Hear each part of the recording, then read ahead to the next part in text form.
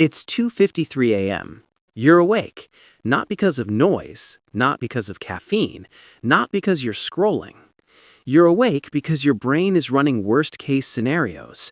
What if your car doesn't start tomorrow? What if your boss calls you in for a quick chat? What if your laptop dies? What if rent goes up? What if your dog needs surgery? What if your card declines in public? Nothing has happened, but everything feels possible. You know you're not prepared. Most people think financial stress comes from not earning enough, but that's not entirely true.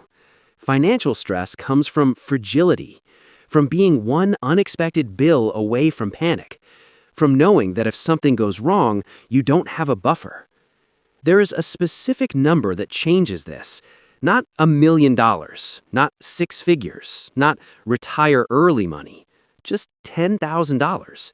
And no, $10,000 won't make you rich, but it will fundamentally change how you think, how you decide, how you move, and how you sleep. This is not about flexing wealth. This is about psychological power. My name is Brinny, and I study money differently. Not just investing, not just side hustles, not just income hacks. I study how money rewires behavior. Why two people earning the same salary live completely different emotional lives. Why one negotiates confidently while the other stays silent. Why one sleeps peacefully and the other stares at the ceiling at 3 a.m. The difference is rarely intelligence. It's rarely luck. It's almost always margin. And $10,000 is the first real margin that changes everything. Let's talk about why. First, we need to understand what life looks like without it. If you're living paycheck to paycheck, you are not just managing money, you are managing constant threat detection. Every purchase requires calculation, every plan requires hesitation, every invitation requires mental math. You don't buy groceries, you optimize survival. You don't go out with friends, you evaluate budget damage.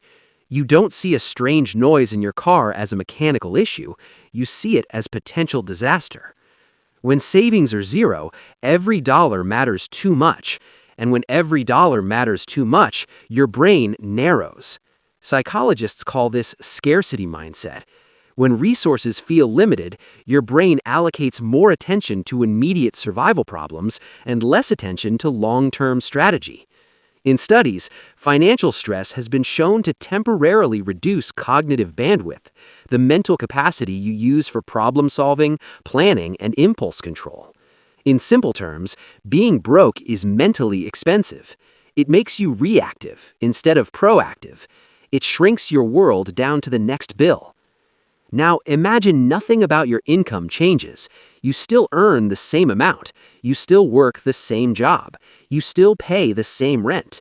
But there's $10,000 sitting in your account. Not invested, not spent, not touched. Just there. Immediately, three major shifts happen. Shift number one, risk feels different. When you have no savings, risk feels fatal.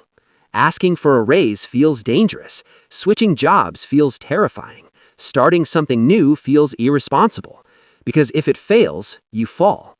But with $10,000 saved, risk becomes calculated instead of catastrophic. You don't feel invincible, you feel insulated. You can survive 3 months, maybe 6 if you cut back. That changes how you speak in meetings. That changes how you negotiate. That changes whether you tolerate disrespect. Confidence doesn't come from arrogance, it comes from not needing immediate survival. Shift number two, your nervous system calms down. Financial insecurity activates stress pathways in the body. When you constantly worry about money, your body releases more cortisol, the primary stress hormone. Chronic cortisol elevation affects sleep, mood, focus, digestion, and immune function. This is why financial stress doesn't just feel bad, it physically wears you down.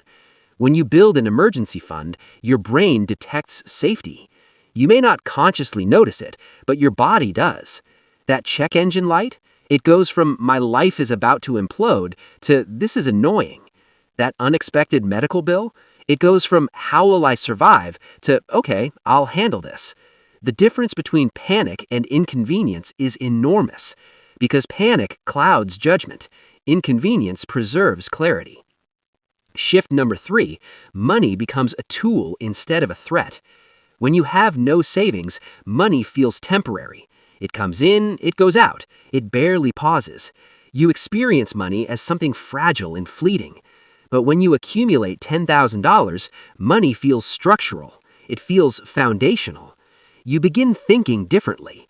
Not can I survive this month, but how can I improve next year? You start asking, should I take that certification? Should I move cities? Should I build a skill? Should I invest? Not because you suddenly became a financial genius, but because you finally have breathing room. Breathing room is the foundation of intelligent decision-making. Without it, you default to short-term survival. With it, you unlock long-term thinking. There's also something people rarely talk about: decision fatigue. When you're financially fragile, you make dozens of micro decisions every day about money: generic or name brand, drive or take public transport, eat out or cook, cancel subscription or keep it, fix now or delay. Every tiny decision consumes mental energy.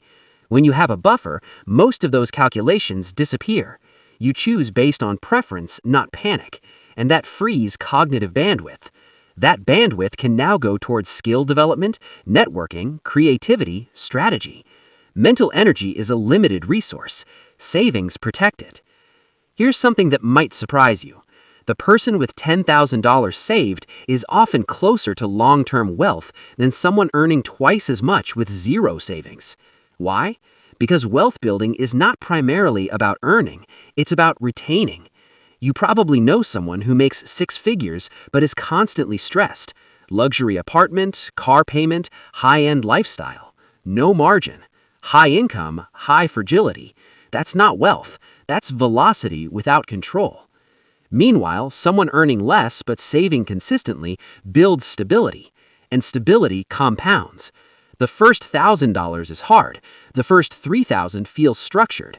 The first $10,000 feels transformational, not because of the number itself, but because of who you become while building it. To reach $10,000, you must learn delayed gratification. You must learn prioritization. You must learn discipline. You must learn trade-offs. You must learn consistency. Those traits are not temporary behaviors. They are identity shifts. Once you see yourself as someone who saves, your decisions automatically change. You don't ask, can I afford this? You ask, does this align with my goals? That shift alone changes your financial trajectory. Now let's talk practically. What does $10,000 actually cover? Most car repairs, most minor medical emergencies, several months of lean living expenses, temporary unemployment gaps, unexpected travel for family emergencies. Will it cover everything? No, but it neutralizes most common financial shocks. And when you neutralize 70 to 80% of chaos, you create psychological stability. And psychological stability creates strategic growth. Here's where it gets interesting. When you have no savings, you avoid opportunities that require upfront cost. Networking event? Too expensive. Online course? Maybe later. Move to better city? Risky. Start side project? Not now. Because every dollar feels critical. But with savings, you can evaluate opportunities based on return, not fear. You can spend $500 on a skill upgrade. You can invest in better tools. You can attend events that expand your network. The safety net doesn't make you reckless, it makes you capable, and capability compounds. There's also a social layer to this. Financial stress leaks into relationships. You avoid outings, you feel embarrassed, you compare yourself constantly, you carry subtle resentment. When you have savings, you show up differently. Not flashy, not arrogant, stable. And stability is attractive professionally and personally. You negotiate differently when you don't desperately need the job. You speak differently when you don't fear immediate collapse. You walk away from bad deals because you can afford to. That confidence creates better outcomes. Better outcomes create more savings, and the cycle accelerates. Now let's address the obvious objection. What if I can't save $10,000? You don't save $10,000. You save $100, then $500, then $1,000. Then you repeat the behavior. Most people fail because they treat saving like punishment, extreme cuts, total restriction, burnout, collapse. Sustainable saving is not about deprivation, it's about identity and systems. Automatic transfers, consistent percentages, incremental increases. The habit matters more than the amount at first, because once the habit is installed, growth becomes mechanical. And once you cross 5 figures, something subtle happens.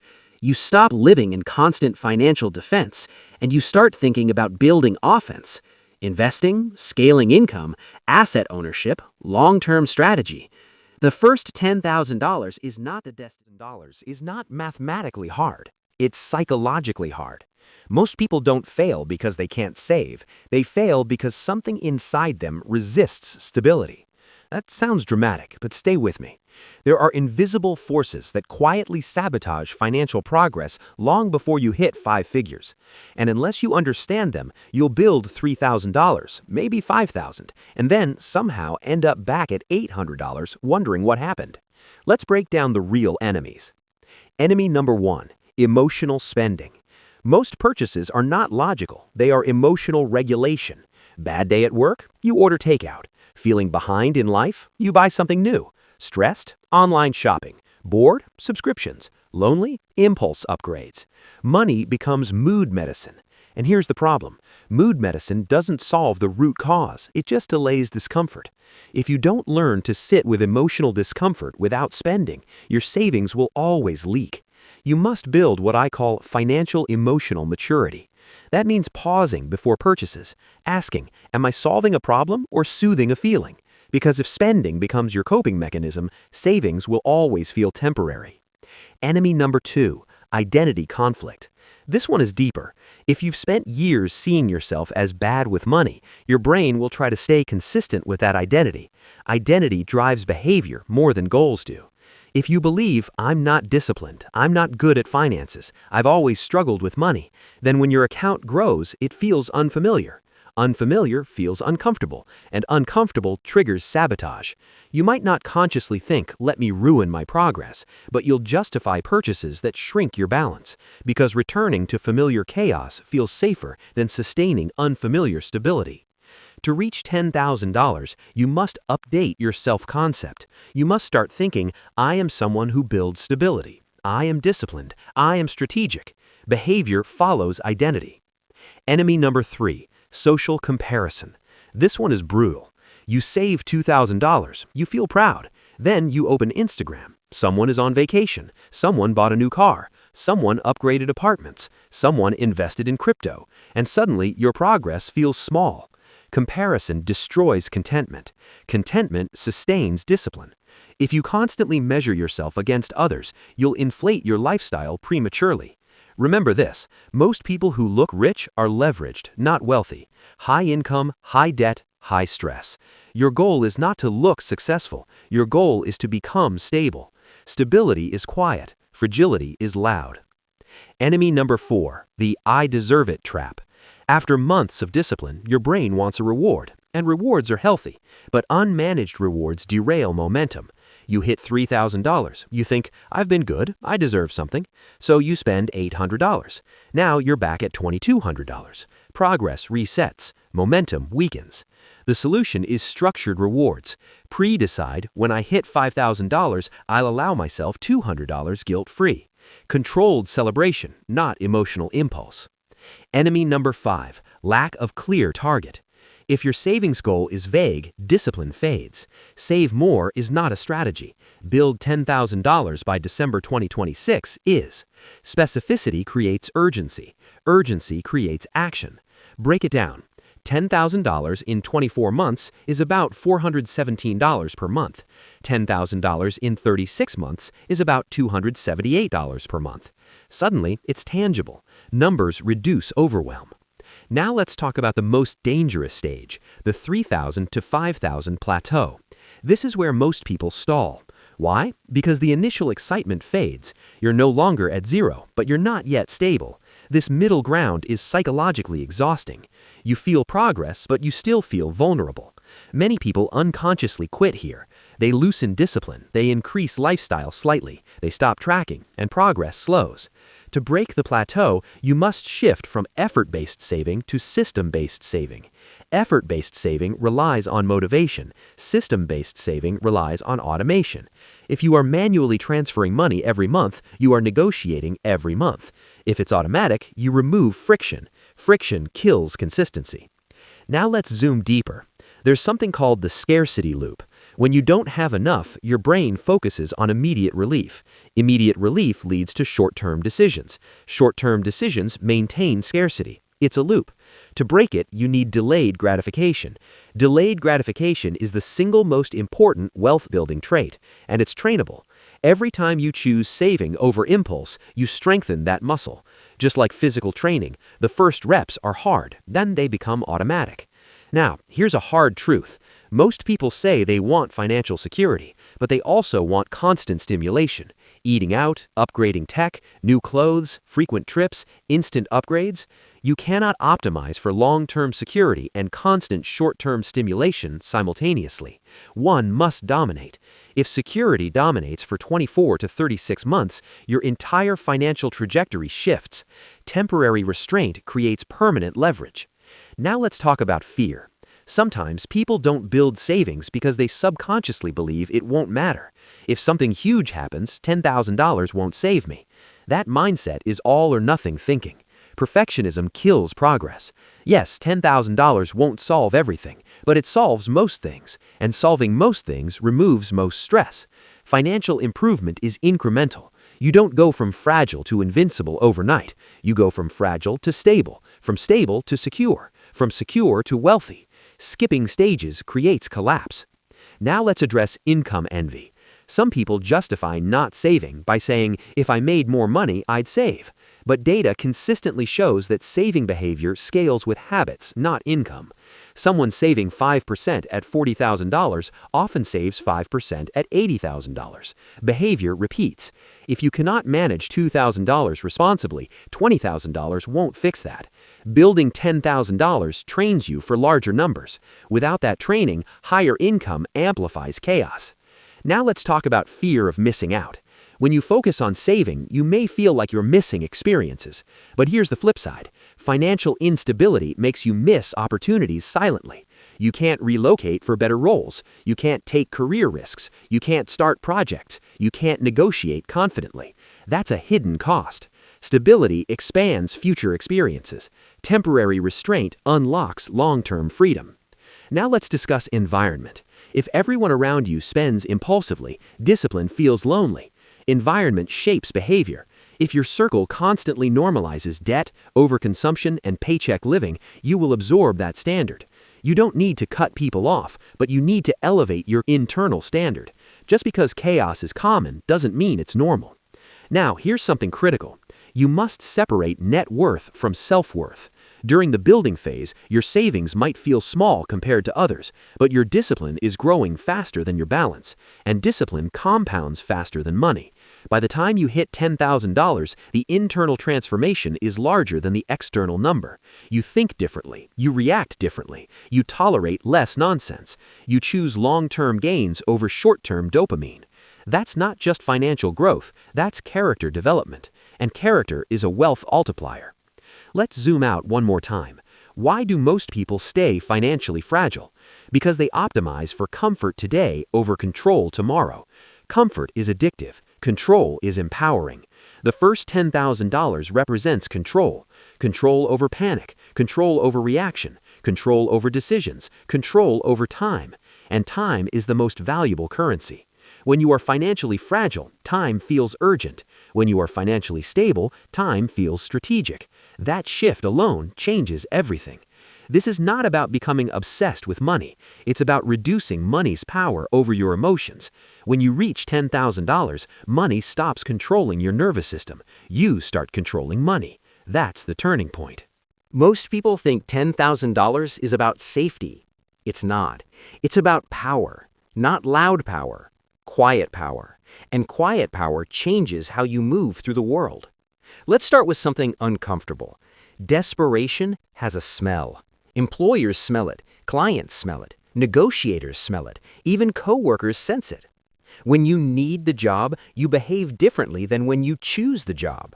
When your rent depends on this paycheck immediately, your nervous system is reactive. And reactive people accept bad terms. Low salary, overtime without pay, toxic managers, unfair workloads, delayed promotions, broken promises. Because the alternative feels dangerous. Now imagine this. You have $10,000 in the bank. That's several months of breathing room. Suddenly, the conversation shifts. You're no longer negotiating from survival. You're negotiating from stability. And that difference is massive. Let's break down how this changes your career trajectory. You negotiate differently. When you don't need immediate income to survive, you can pause. You can say, "I'd like to think about this offer. Can we revisit compensation? I believe my experience justifies a higher range," without anxiety flooding your system. Most people under-negotiate not because they lack skill, but because they fear losing the offer. Savings reduces that fear. Reduced fear increases confidence. Confidence increases compensation. Even a 10% salary increase negotiated once compounds over decades. That one moment of financial courage can be worth hundreds of thousands long-term, and it starts with a buffer. You leave bad situations faster. One of the biggest income killers is staying too long in the wrong environment. Toxic managers limit growth, low-vision companies cap opportunity, stagnant roles slow skill development, but people stay because they can't afford to leave. Savings gives you mobility. Mobility increases options. Options increase leverage. The ability to walk away is the strongest negotiating position in the world. $10,000 gives you that ability. You take calculated risks. Without savings, risk feels reckless. With savings, risk becomes strategic. You can apply for better roles, switch industries, relocate, start a side business, take certifications, reduce hours to upskill, freelance temporarily.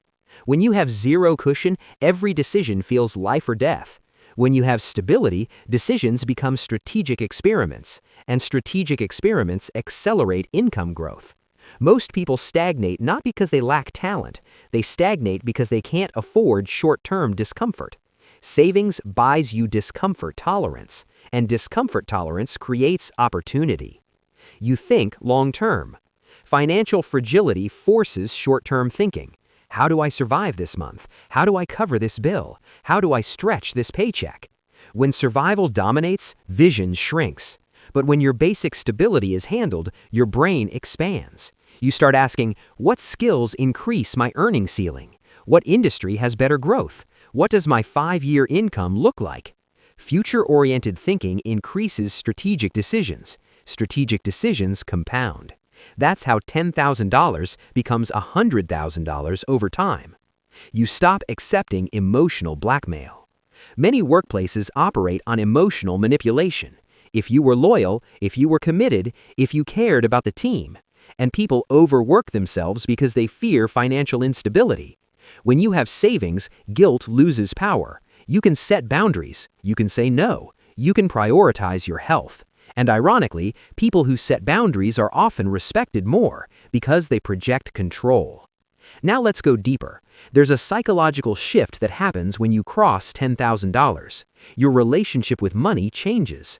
Before $10,000, money feels fragile. It leaves quickly. It never stays. It feels scarce. After $10,000, money feels accumulative. It feels stable. It feels manageable. You stop seeing money as something that disappears. You start seeing it as something you can build. That identity shift is subtle but life-changing. Now here's where most people mess up. They hit $10,000 and immediately invest it all aggressively. Crypto, options, high-risk stocks, speculative ventures, because they're impatient. But the first $10,000 is not growth capital. It's stability capital. Its job is protection, not performance. Protection precedes multiplication. If you invest your entire emergency base and volatility hits, your nervous system resets to panic mode, and panic destroys discipline. The correct sequence is build $10,000 stable, keep it liquid, continue saving beyond that for investing. Separation matters. Emergency money should feel boring. Investment money can feel strategic. Confusing the two creates chaos. Now let's talk about income acceleration. Once you have stability, your next focus shifts from saving percentage to income expansion, because there's a limit to cutting expenses, but there's almost no limit to increasing skills. Here's the formula: stability, confidence, risk tolerance, skill growth, income growth, wealth. Without stability, the chain breaks at the beginning. Now consider this: if you increase your income by even $5,000 per year after building stability, and you maintain disciplined savings habits, your wealth curve changes dramatically. The first $10,000 builds internal discipline. The next $10,000 builds momentum. Momentum builds acceleration. Acceleration builds asymmetry. Asymmetry is when small decisions create large outcomes. Now let's discuss opportunity stacking. Opportunity stacking means using stability to layer moves. Example: you build $10,000, you feel confident, you negotiate a $7,000 salary increase, you allocate 60% of that raise to investing, you take a course that increases your skill value, you transition into a higher paying industry. Each move builds on the previous one, but none of those moves happen easily when you're financially fragile. Fragility creates caution, stability creates momentum, and momentum compounds faster than money. Now let's address something else: peace. People underestimate the cognitive load of financial anxiety.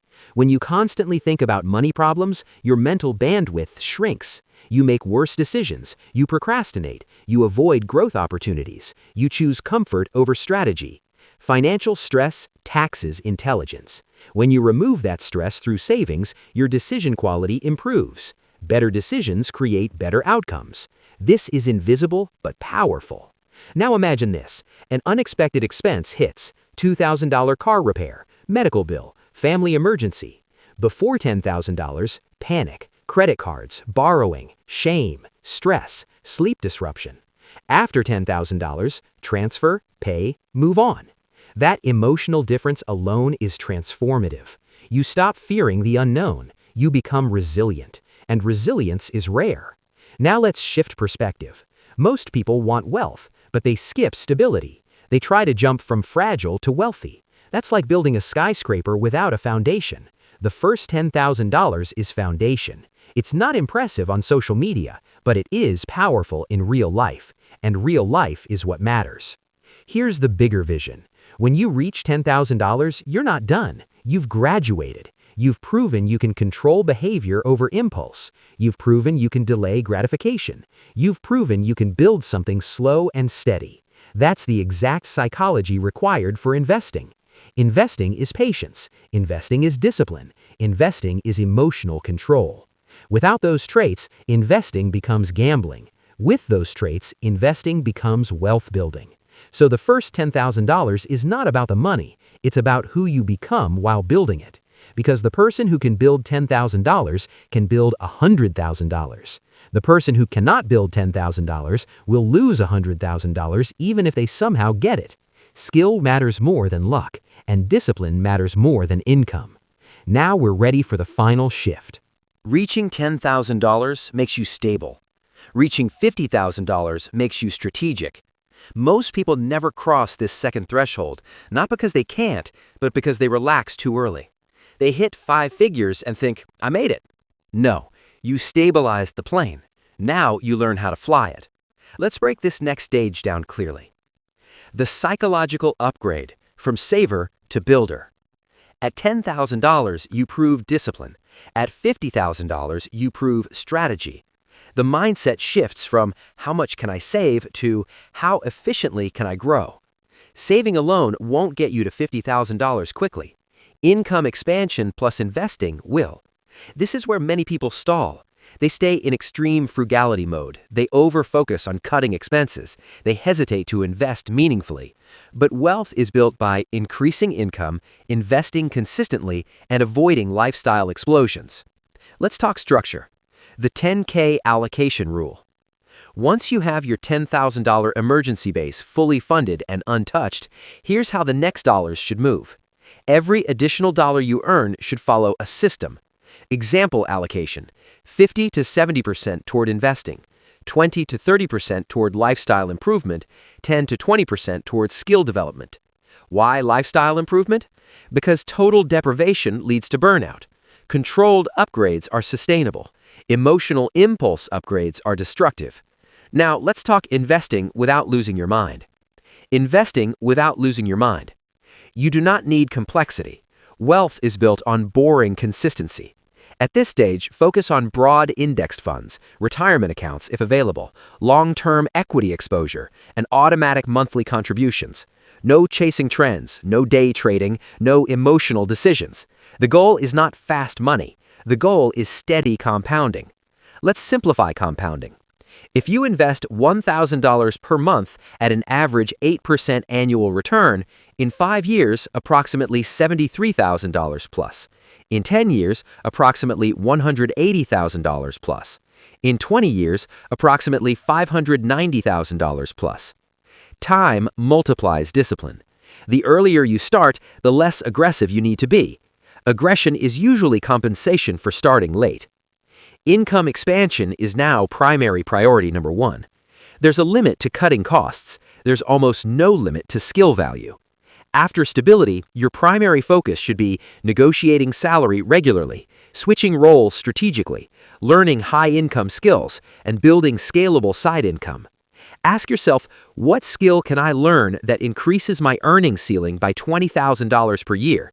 Not $2,000, $20,000. Think bigger. High leverage skills include sales, marketing, software development, data analysis, AI implementation, high-ticket consulting, content monetization, business operations. You don't need all of them. You need one that compounds, one skill that increases market value.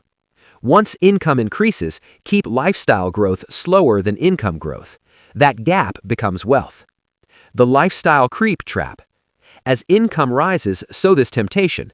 Better car, better apartment, better clothes, more dining, more travel, more upgrades. Upgrades aren't bad.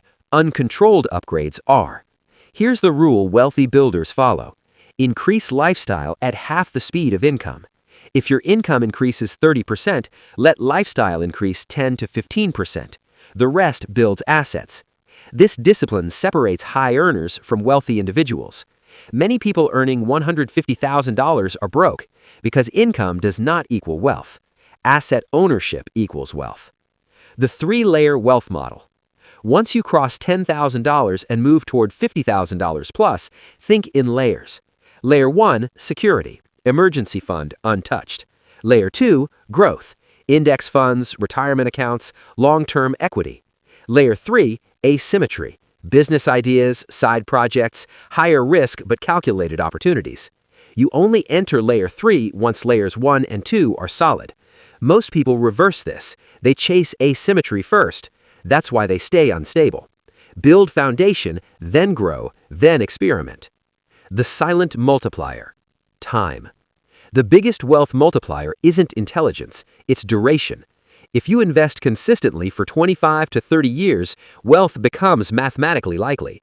Most people interrupt compounding through panic selling, emotional investing, lifestyle explosions, and inconsistency. Consistency beats intensity. You don't need to be extreme, you need to be relentless. The identity shift to wealth. There's a difference between stable people and wealthy builders. Stable people think, I don't want to lose money. Wealthy builders think, how can I deploy money intelligently? Fear protects, strategy multiplies. At $10,000, fear reduction matters. At $50,000 plus, strategic deployment matters. But never abandon caution completely. Risk should be calculated, not emotional. Freedom changes behavior. As assets grow, your relationship with time transforms. You can take career breaks, start businesses, relocate, support family, invest in ideas, and say no confidently. Money stops being survival fuel. It becomes optionality. Optionality is true wealth. Not cars, not watches, not status. Options. The long game. Here's the truth most people ignore. Building real wealth takes 10 to 20 years, but financial fragility lasts a lifetime if you never start. You must decide which discomfort you prefer, short-term restraint or long-term stress. Every dollar you invest is a vote for your future autonomy. Every impulsive expense is a vote for present comfort. Neither is evil, but one compounds. Final perspective. The first $10,000 changes your nervous system. The first $50,000 changes your trajectory. The first $100,000 changes your momentum. After that, compounding does most of the heavy lifting. This entire journey is not about money, it's about control. Control over decisions, control over reactions, control over your time, control over your future. Money is just the tool. Discipline is the engine. Time is the multiplier, and identity is the foundation. If you can build $10,000, you can build $50,000. If you can build $50,000, you can build $250,000. But only if you remain patient, systematic, emotionally disciplined, and long-term focused. That's the complete framework. No hype, no fantasy, just structure.